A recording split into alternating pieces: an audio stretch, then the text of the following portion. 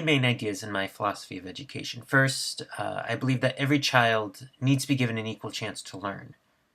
This means that curriculum needs to be applied using the different learning styles, making sure that those students who are more logical thinking, their needs are met, as well as those students who need to be up and moving out of their seats.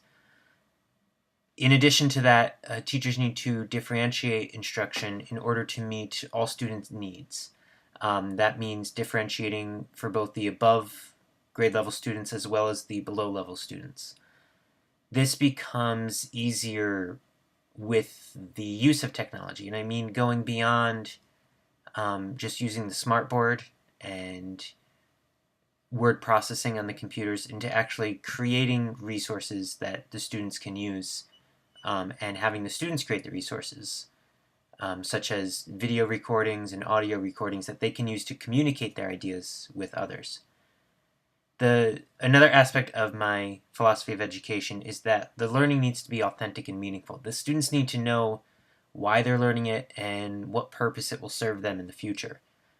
They'll be motivated more if that is the curriculum that is going on. Now, that sort of ties right into my third section, my philosophy of education, which is one that I've more recently developed, and it's about having the curriculum be more discovery-based, be more student-driven. How I implement this in my own classroom is, especially in the area of math, when we get to a new topic, I don't tell the students how to solve it. I give them the problem and allow them to have some math dialogue in order to create their own methods to solve the problem and really create their own understandings of what the problem is about and what the topic is about.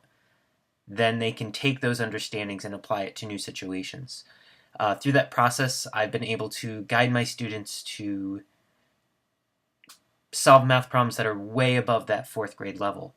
For one specific example that just happened a few days ago, in a lesson on probability, my students were able to continue working and trying different methods until they actually figured out that they can use factorials in order to figure out the sample size. So that's 4 times 3 times 2 times 1 would be 4 factorial, which would be the possible outcomes if 4 different people ran a race. So how many different orders can they come across the finish line? They sort of just continued working at it. They didn't know it was called factorials, but they figured out that algorithm in order to solve the problem, which was much higher than what the fourth grade curriculum was calling them to do. Given these correct opportunities that I highlighted, I believe that any child can be successful in their education.